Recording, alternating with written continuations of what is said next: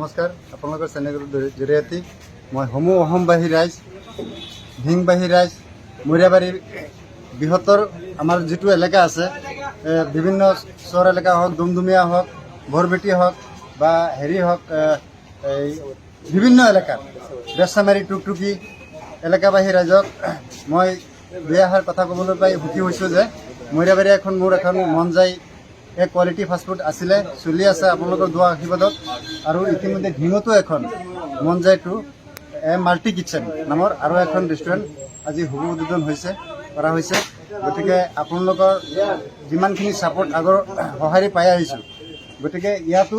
ঢিঙতো তেনেকুৱা সঁহাৰি পাম বুলি আশা থাকিল। নিউজ ডেস্ক ৰিপৰ্ট নিভাজ অসম লাইভ।